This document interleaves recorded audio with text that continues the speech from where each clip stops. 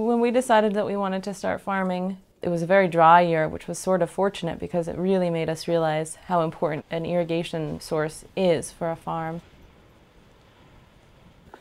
We knew we had to have irrigation, and our choice was drip irrigation. Seems to me just a superior way of doing it.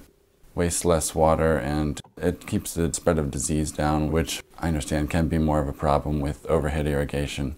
So we just bought all the supplies necessary for that and installed it. It wasn't a big deal. It's pretty easy to do. There was a pond already on the property, which was also one thing we knew we had to have to start off with. Floating in the pond above the mucky bottom is an intake hose that goes into our pump.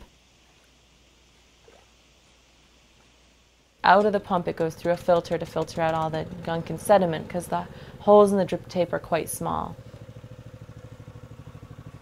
New this year we have a Ferda Gator. It's a place where we use a fish emulsion or a liquid organic fertilizer. We can inject that into the system right there when we're wanting to fertilize while you irrigate. After the Ferda Gator, there's two main lines that go off to the fields. And we can turn the switches on or off, whether we want to send it out to the big field in the orchard or to just down to the small field in the hoop houses, or both at once. Our system's small enough we can irrigate everything we have at one time with our pump, but we don't often.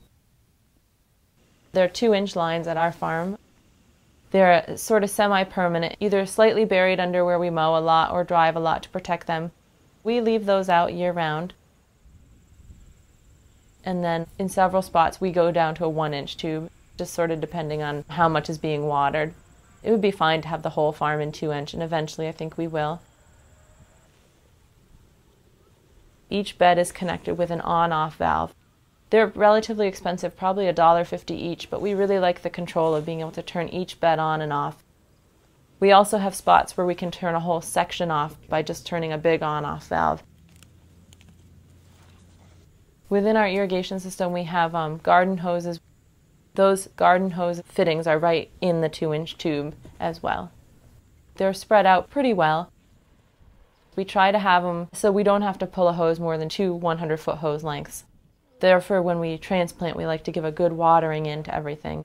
Or we have a few little short beds that don't have irrigation, or maybe sometimes you have something that just needs a quick watering rather than turning the whole system on. For us, water is very precious. Our pond doesn't fill very fast, so we're very water stingy. And if I see any kind of leak, we go over and we turn that bed off and repair it. We don't like to waste any, so we don't like to find puddles or see geysers in our fields. And they inevitably happen. Mice chew things, you hit things with the mower, you trip on them, you step on a valve and break it. It happens all the time. So every time we irrigate, we take just a quick walk along the line just to make sure we're not losing water in any substantial way anywhere along the system.